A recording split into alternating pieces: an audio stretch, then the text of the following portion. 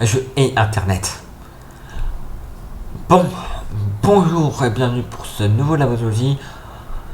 Non, j'ai pas envie de faire un tour. Aujourd'hui, on va parler de ces qui se travaillent sur tous les forums, sur toutes les chaînes YouTube.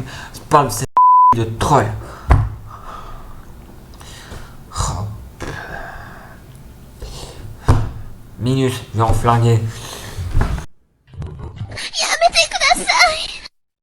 Attends, c'est quoi ça? Allô? Allô, oui, tu t'es encore bourré? Ah. Bon. Petit erratum de troll. Je vais foutre cela au lance-flamme. Vous inquiétez pas, j'en ai pas pour longtemps. Les trolls, à ne pas confondre avec les sur internet, ce sont des créatures qui n'étaient pas à proprement parler à la base. En fait, le terme troll était une insulte pour désigner des géants, les ennemis des dieux nordiques, qu'ils étaient aussi grands que les. Au fil des siècles, en fait, l'histoire et les légendes vont faire des êtres à part entière. Ils sont aussi grands que des humains ou des elfes. On peut alors parler de véritables créatures, car en fait, ils ont un aspect monstrueux et terrifiant pour les races. Ils sont stupides, affamés, et ils parlent très peu ou une langue incompréhensible et n'obéissent à aucune règle. De plus, ils ont un comportement brutal, très peu enclin en vue de société. Ils adorent bouffer et à vrai dire, ils ingurgiteraient n'importe quoi. C'est des estomacs sur pattes.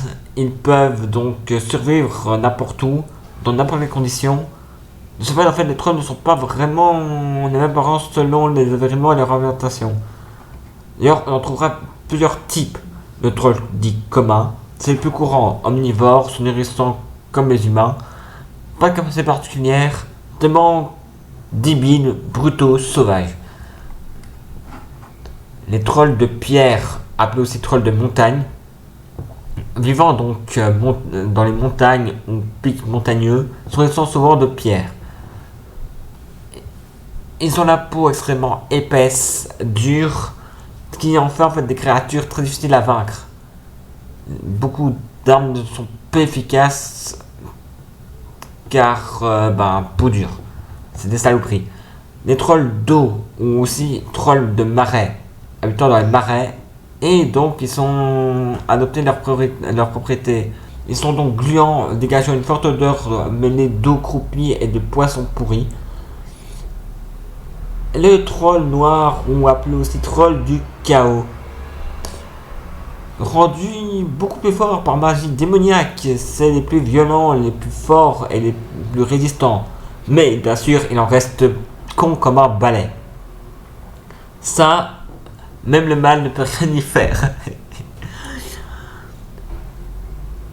Et ils sont effectivement les créatures les plus basiques de tous les jeux de rôle parce que c'est des saloperies, on t'en fout une unité complète, ça veut te bouffer, ça veut te piller, c'est des saletés. On en trouve dans Le Seigneur des Anneaux, dans Harry Potter, on en trouve aussi dans Deux jours de Noël Buck, dans la BD Troll de Troy, on en voit.